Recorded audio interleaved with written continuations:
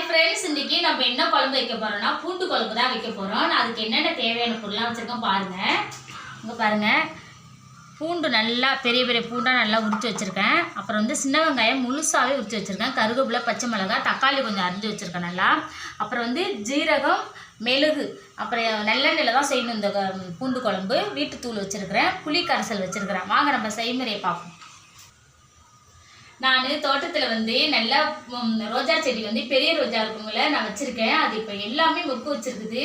செம்மையாக சூப்பராக பூக்கும் போது நான் வீடியோ போடுறேன். இப்போ அந்த மொக்குலாம் பாருங்கள் நீங்கள். அதுக்கு நான் தினமும் என்ன ஊற்றுவேன்னா, அப்புறம் வந்து வெங்காயம் இந்த காய்கறிலாம் அழுகிறதோல தினமும் ஊற்றும் பொழுது நல்லா சூப்பராக அந்த செடி நல்லாயிருக்கும், வந்து ஃப்ரெஷ்ஷாக இருக்குது பாருங்கள். வந்து இங்கே பாருங்கள், செடி ரொம்ப அழகாக இருக்குது பாருங்கள், ஃப்ரெஷ்ஷாக இருக்குது பாருங்கள். நான் எந்த உரமே கிடையாது, வெங்காயத்தோல், பூண்டு தோல், அப்புறம் வந்து காய்கறிலாம் கழுவுறதெல்லாம் அந்த தண்ணியெலாம் ஊற்றும் போது இவ்வளோ ஃப்ரெஷ்ஷாக இருக்குது பாருங்கள், அழகாக இருக்குது பச்சை பச்சைன்னு. நான் அதெல்லாம் பூக்கும்போது ஒரு வீடியோ தனியாகவே போடுறேங்க பாருங்கள். மொக்கெல்லாம் பெரிய ரோஜா, அது இந்த பூ கூட இருக்குது. நான் வந்து செடியில் பூ நறுக்கவே மாட்டேன், எனக்கு மனசு கஷ்டமாக நறுக்குனா நான் செடியிலே தான் விடுவேன் அப்படியே. இங்கே பாருங்கள், அழகா வெந்தயம் போட்டுக்கோம், ஜீரகம், மிளகு போட்டுக்கோம், பூண்டு போட்டுக்கோம். இந்த பக்கம் நான் சாதம் வேக வச்சுருக்கேன் பாருங்கள். சாதம் வெந்துடுச்சு, நம்ம வடிச்சு விட்டுடும். அடுத்தது நம்ம சின்ன வெங்காயம் போட்டுக்கோம். நல்லா எண்ணெயிலே போட்டு நல்லா வதக்கணும். அடுத்தது பச்சை மிளகாய் போட்டுக்கோம். அடுத்தது கருவேப்பிலை போட்டுக்கோம். நல்லா வதங்கிட்டுங்க. இந்த டைம் நம்ம என்ன செய்யணும், தக்காளி போட்டுக்கோம், உப்பு போட்டுக்கோம் தக்காளி வதங்கிறதுக்கு. அப்புறம் வந்து மஞ்சள்தூள் போட்டுக்கோம்.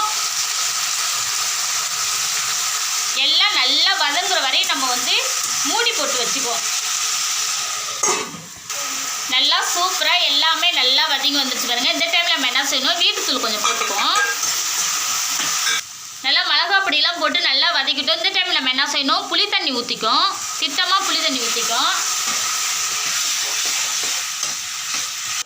இந்த டைமில் நல்லா எல்லாமே ஒன்றா சேர்ந்து கலக்கி விட்டோம். இப்போ நம்ம தேவையான தண்ணி மட்டும் ஊற்றிக்கணும், ரொம்ப ஊற்ற வேண்டாம், திட்டமாக தண்ணி ஊற்றிக்கன்னா அது பச்சை வாசம்லாம் போகிறதுக்கு நம்ம கொதிக்கிறதுக்கு நம்ம திட்டமாக தண்ணி வச்சுக்கோம். பார்த்துக்கோங்க, சூப்பராக இருக்குங்க. நல்லா கொதித்து வரட்டும், நான் காமிக்கிறேன். இந்த டைமு நல்லா கொதிக்கும் பொழுது கொஞ்சோண்டு நம்ம நல்லெண்ணெய் ஊற்றி விடும். ஏற்கனவே நல்லெண்ணெய் போட்டிருக்கோம். இது எதுக்குன்னா, நல்லெண்ணெய் ஊற்றும் போது அவ்வளோ வாசனையாக இருக்கும். இப்போ நம்ம வந்து கொஞ்சம் கருவேப்பிலை கொஞ்சம் தூவி விட்டுப்போம். அடுத்தது மெயினாக இதுக்கு வந்து நம்ம இறக்கும் போது என்ன செய்யணும்னா, இங்கே பாருங்கள், சூப்பராக பூண்டு குழம்பு ரெடி ஆகிடுச்சு.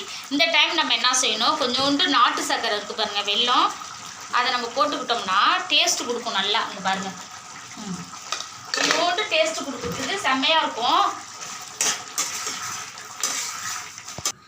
இப்போ பூண்டு குழம்பு ரெடி ஆகிடுச்சு, நான் ஆஃப் பண்ணி வச்சுட்டேன். நம்ம பூண்டு குழம்புக்கு அப்பளமும் நான் முட்டை ஆம்லேட் தான் போட போகிறேன். இங்கே பாருங்கள், நல்லா சூப்பராக ஒரு ஆம்லேட்டு பூண்டு குழம்பு நல்லா சூப்பராக ரெடி ஆகிடுச்சிங்க. இப்போ வாங்க சாப்பிட்டு பார்ப்போம். இதே போல் நம்ம வந்து சாப்பிடும்போது இந்த பனிக்காலத்துக்கும் ரொம்ப நல்லதுங்க. நமக்கு சளி பிடிக்காது. இந்த பூண்டு, ஜீரகம், மிளகுலாம் சேர்ந்து இருக்கும்போது ரொம்ப நல்லாயிருக்கும்.